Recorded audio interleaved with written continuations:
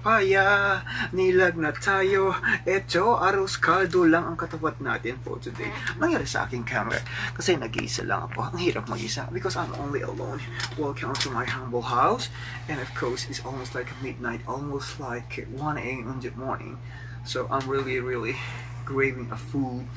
So this one is make rice chicken soup with egg. And then look at that, it was amazing. It's really good, di ba? Oh, saan ka pa? Ma'am, ito. Asa kusina na naman kasi ang lingkod ay is may lagnat siya. Oh my God, gagawa pala akong arroz caldo. Yes, pag arroz caldo pag nilalagnat kasi si mother ko noon nung asa Pilipinas pa kami, oh my God, she's always like cooking the arroz caldo. Wala nga lang sahog. But right now is, ito magluluto ako ng arroz caldo. Lalagyan ko rin siya ng, what you call that, ng manok. Pinapakulo ko siya under in there, but ginamit ko na yung old school kong kalan. Siyempre pag sinasabing arroz caldo, meron kang luya at meron kang bawang. Lagyan na lang natin ng magic. So, I'm gonna fry this one. Alam ko sa po si motherhood ko.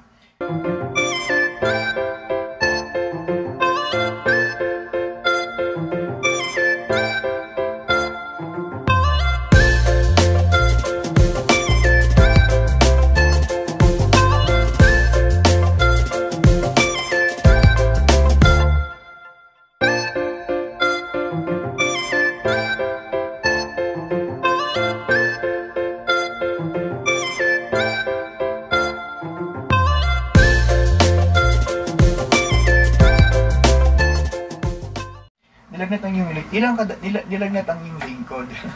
Umuusok kasi, this one, the chicken is already boiled kasi frozen siya. So, I don't have any choice.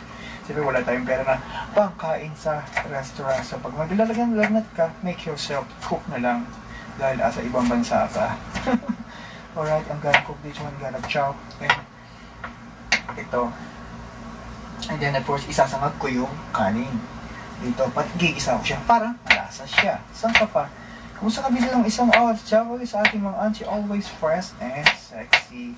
Yan, ito. While I'm talking to my mom. And of course, I wanna put all garlic. Kasi gusto ko yung maraming garlic para mas malasa siya. Yes. Kasi gusto ko kumain sa restaurant. I'm gonna like to take a rest pag nilalagay tayo sa yun ang kalaban natin sa obesity pag nagkakasakit tayo. Yes, ayan na siya. I'm gonna chop this one. And of course, I need a long knife. Chop ko lang ito. Magaling mo sa chop-chopan. Parang si Jackie Chan. Yes, okay. And I'm gonna put ang ating cooking oil. Yes. Huwag naman masyado cooking oil. Dito first ko on the fire. Saan ka pa? I'm gonna cut this one. Yes, para isa na natin. Yan. Okay na yan. I love onion. Ang onion kasi gamot sa mga kukulang. Charam. Diba? Ang dami nito, oh. Then, I'm gonna slice ang ating, what you call it, the garlic. The ginger. Yeah, the ginger is ito gamot sa inflammatory, like me. I'm gonna chop this one into small pieces. Ikakat ko lang siya in small pieces. I think we shot the belly. And gusto kong design natin yun na, ito naman siguro ni Angel, ito nilalagyan siya. Ito lang ang nilalagyan nagluluto. Hindi naman nalagnat. Ito naman nalagnat. Okay, yun na. Kamatharik na. Tama na yun. Sipid-sipid. And we're gonna fry in this one. And we're gonna mix it with very hot oil. Yes. Sige lang. Lakasan na natin ang oil. Yes, meron din ako nakasalang dito. Yes, and of course, I'm gonna chop the chicken. Kasi actually, yung chicken, yung the breast, at saka yung kanyang tagyang. And of course, yung matitira, I'm gonna cook like sinabawan or sinampalukan. Diba? Gakat ko lang siya ng gunan para it's more juicy. Mas madali siya. Ilagay na natin yan. Mas masarap pa siyang ilalagay ito sa bawang at mas malasa siya. Diba? Look at that. At more juicy. Ganun lang siya. Alright. Ganun siya ka-easy. Yes. Expert ang ating mga magulang. Especially, naku, pag ang mga kamagay mo, kapag pahanak ko. Ang mga na-ate. I'm not going to like really not really like the world brand. Okay. Then of course, I'm gonna put a little bit like salt. Kasi wala akong patis. Yan. At lalagyan din natin ang pampalasa. Yes, guys, yun lang, wala akong magic. Kasi pag walang magic, walang sarap. Huwag mo lang damihan. Baka ikaw ay what we call that. Nangyili pa. Look at that, it smells. It smells really good. Look at that. Smell pa lang. Diba ang ating avocado. Kaya kasi hindi lang bombak yun. Hindi lang sa pang horror. Yes, and of course, salit pa yung natitira. And I'm gonna put the oyster sauce. Most of my oyster sauce. Hindi kasi ako nawawala ng oyster sauce, mahal kong kaibigan. Right in here. Okay, I'll put a little bit. And that's it, malaki ng ating apoy. At lalagyan ko siya ng itlog a little bit. Yes. And of course, ito yung dahon ng pangan. Naglalagay siya ng... Yes, what mahal kong kaibigan. Naglalagay siya ng... Ito, yung abyas. Ang abyas is sinatawag nilang bigas. Hinigisa yan para mas masarap siya. Lelot manok. In-house back in Pilipinas. So, I'm gonna put in here. There's only like one cup. Kasi marami na yun. Yes, tapos hinigisa natin siya para mas masarap siya. Now, we can smell it. The rice dito. Para siyang like what you call that? Biryani. Yes, look at that. Wow, igigisa na lang natin siya. And of course, I'll make it a little bit my hot fire para masarap siya. Igigisa natin siya ng konti. And then, we're gonna put ito, ang aking pinagbandian na manok.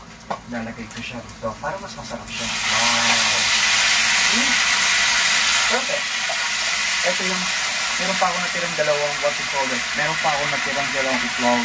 And of course, the 2 piece of chicken. Alright, right now we're gonna boil. So, lagyan siya natin yung water. The water is came from the ocean deep. Para nakakain na rin ito.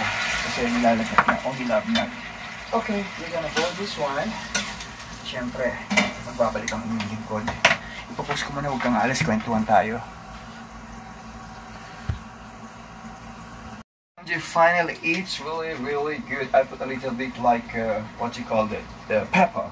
Yes, pamintang durog, and you can see right now it's it smells really good. The aroma, I like it. Matapag agad sa mga nilagnat, sa mga nilalagnat. Yes, sa mga walang partner last Valentine's Day. Arskado lang katapat mo. This one, wow, amazing. And of course, I'm gonna put this in here. Sama si Caldero. And dito natin siya gagawin, the plating. Yes, pinugasan ko na rin yan. At doon tayo kakain sa loob. Yes, look at that. Ang aking arroz caldo na inaasam-asam. Imagine dyan, ako ay may lagnat, may sakit. Bawal magkasakit. Nakagawa pa rin ako ng arroz caldo. And right in here, dahil mataka ko sa itlog, I'm gonna put the egg in here. And of course, I put a little bit like a pepper. Wow, it's really good. Look at that plating. Ang ating arroz caldo. So, doon na tayo sa loob, mga kaibigan. Kakain na tayo. Doon sa ating loob ng bahay. Larong sincha, buko ng papaya. Nilag na tayo. Ito, arroz caldo lang ang katapat natin for today. Nangyari sa aking camera. Kasi nag-iisa lang ako. Ang hirap mag-isa because I'm only alone. Welcome to my humble house. And of course, it's almost like midnight. Almost like 1 a.m. in the morning. So, I'm really craving a food. So, this one is I make rice, chicken, soup with egg. And then look at that, it was amazing. It's really good, diba? Oh, isang ka pa. Well, I'm excited. And I put some lemon in here. And I want some more garlic, pepper. Yes, ito tikman na natin. Isang bite para sa inyo, mahal kong kaibigan. It's really good. Ito na, tikman na natin. For you, one bite for you, Alice, okay? Yaman na. Kulang ko mong patis eh. Pero dahil kayang bawang eh. I put a lot of garlic to get here and some ginger. It really tastes good, and of course the egg. And it absorbs the egg from the rice soup, and the chicken is really delicious. Yaman na. because I'm really sick. Sometimes when you got fever, sometimes you get you feel like really got the body tired. We need always to take care of ourselves and eat healthy soup or healthy foods. And because we are only alone, we need to take care of ourselves. So, OFW ka pa, bawal magkasakit. Pag nagsakit ka, tawagan mo ako, email mo lang ako, o subscribe ka lang. So, leave a comment down below. Arroz caldo, corn ain't it for today? Ang sarap. Yaman na. Isa pa.